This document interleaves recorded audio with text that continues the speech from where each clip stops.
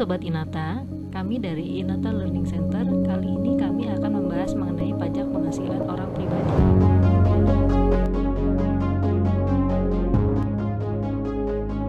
Yang dimaksud dengan pajak penghasilan itu apa ya? Mari kita lihat dari tampilan berikutnya.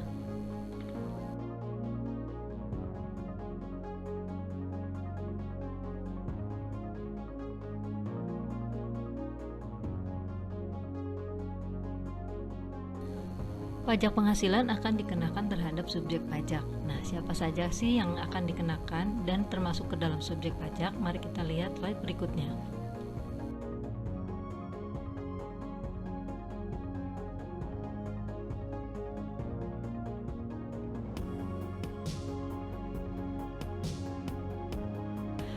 Dari subjek pajak yang sudah disebutkan sebelumnya, ada yang namanya saat timbul dan berakhirnya subjek pajak. Nah, di sini dijelaskan mengenai kewajiban pajak subjektif orang pribadi dalam negeri dimulai pada saat orang pribadi tersebut dilahirkan, berada atau berniat untuk bertempat tinggal di Indonesia, dan berakhir pada saat meninggal dunia atau meninggalkan Indonesia untuk selamanya. Kemudian ada kewajiban pajak subjektif orang pribadi luar negeri, dimulai pada saat orang pribadi tersebut menerima atau memperoleh penghasilan dari Indonesia dan berakhir pada saat tidak lagi memperoleh penghasilan dari Indonesia. Kemudian ada kewajiban pajak subjektif warisan, dimulai pada saat timbulnya warisan dan berakhir pada saat warisan tersebut selesai dibagi. Lalu ada kewajiban pajak subjektif badan, dimulai pada saat badan tersebut didirikan atau bertempat kedudukan di Indonesia dan berakhir pada saat dibubarkan. Kemudian kewajiban pajak subjektif BUT dimulai pada saat menjalankan usaha atau kegiatan di Indonesia dan berakhir ketika tidak menjalankan usaha di Indonesia.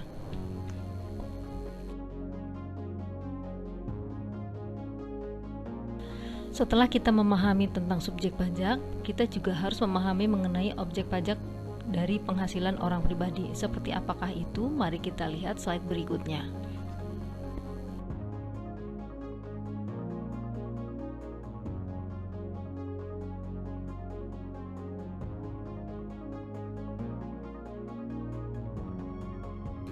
Seperti yang sudah dijelaskan sebelumnya bahwa objek pajak orang pribadi adalah penghasilan. Di Indonesia sendiri, jenis penghasilan itu terdiri dari 3 macam, yaitu yang pertama penghasilan yang merupakan objek pajak yang dikenakan PPh tidak final, di mana contohnya adalah gaji, bonus, komisi, laba, dividen, dan lain-lain. Kemudian yang kedua adalah penghasilan yang merupakan objek pajak yang dikenakan PPh final, contohnya adalah penghasilan yang diterima dari bunga deposito, hasil penjualan tanah, sewa bangunan, dan lain-lain. Lalu yang ketiga adalah penghasilan yang bukan merupakan objek pajak.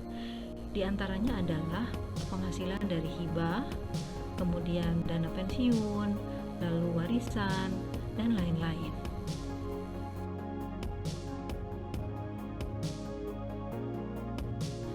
Penghasilan neto itu dapat diperoleh menggunakan 2 cara, yaitu satu menggunakan cara pembukuan, di mana penghasilan bruto itu dikurangi biaya-biaya lalu akan dihitung penghasilan netonya berapa.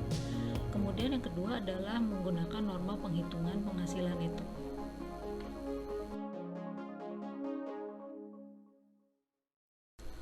Untuk menghitung pajak penghasilan, kita juga harus mengenal yang namanya penghasilan tidak kena pajak, yang akan dijelaskan sebagai berikut.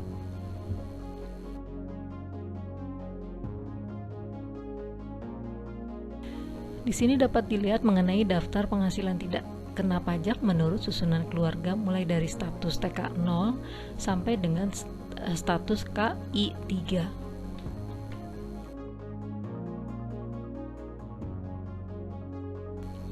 Tarif pajak untuk orang pribadi bertingkat sesuai dengan lapisan penghasilan kena pajaknya, yaitu jika penghasilan dari 0 sampai dengan 50 juta itu dikenakan tarif pajak 5%, di atas 50 juta sampai dengan 250 juta itu 15%, di atas 250 juta sampai dengan 500 juta itu dikenakan 25%, dan di atas 500 juta itu dikenakan tarif pajak senilai 30%.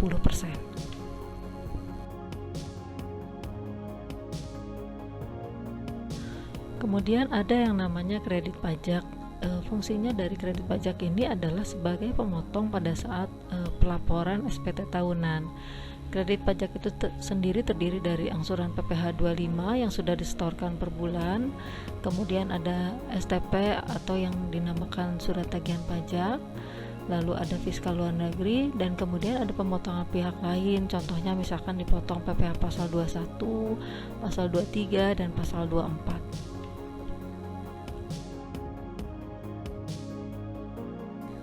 Sekarang kita bahas mengenai penggabungan penghasilan.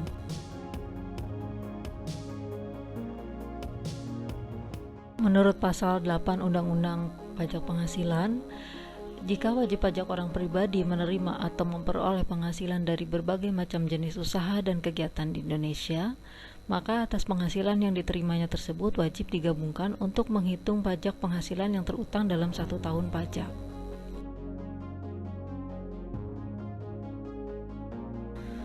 Penggabungan penghasilan tidak berlaku apabila penghasilan istri semata-mata diperoleh dari satu pemberi kerja.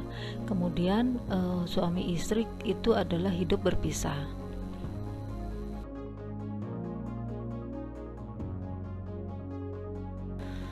Berikut adalah tabel penggabungan penghasilan berdasarkan sumber penghasilan dan berdasarkan status pernikahan.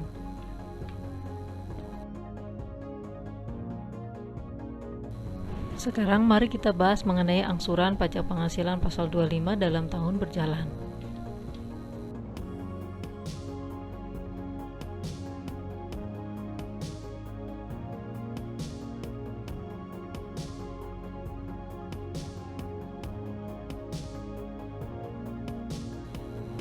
Untuk menghitung pajak penghasilan pasal 25 secara umum adalah sebagai berikut.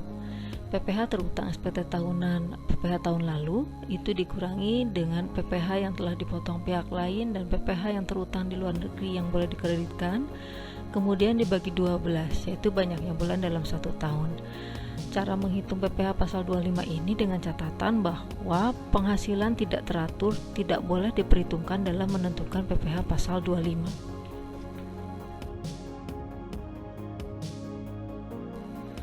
Khusus bagi wajib pajak orang pribadi tertentu dikenakan pajak penghasilan final yaitu 0,5%. Seperti apa sih kriterianya? Mari kita lihat slide berikutnya.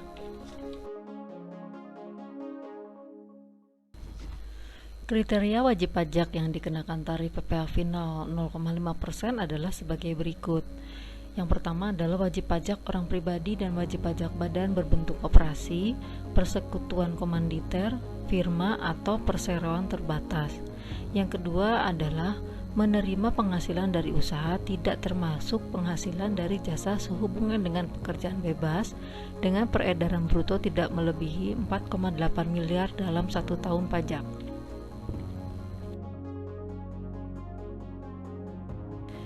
Kriteria tersebut sesuai dengan pokok-pokok ketentuan PP 23 tahun 2018 yang mulai berlaku pada bulan Juli 2018, di mana pemerintah menetapkan ketentuan pajak penghasilan yang diatur dalam Peraturan Pemerintah Nomor 23 tahun 2018, yaitu kebijakan yang mengatur mengenai pajak penghasilan atau penghasilan dari usaha yang diterima atau diperoleh wajib pajak yang memiliki peredaran bruto tertentu.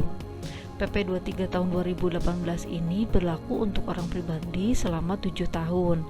Untuk CV itu berlaku selama 4 tahun dan untuk PT itu berlaku hanya 3 tahun.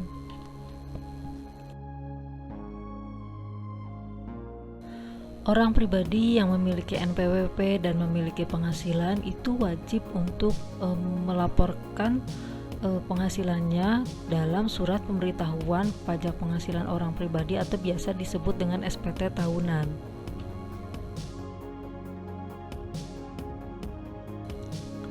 Setiap wajib pajak wajib mengisi surat pemberitahuan dengan benar, lengkap, dan jelas dalam bahasa Indonesia dengan menggunakan huruf Latin, angka Arab, satuan mata uang rupiah, dan menandatangani serta menyampaikan ke kantor Direktorat Jenderal Pajak, tempat wajib pajak terdaftar atau dikukuhkan atau tempat lain yang ditetapkan oleh DJP. Sekarang pelaporan SPT tahunan bisa secara online, bisa dimanapun tempat kedudukan dari wajib pajak.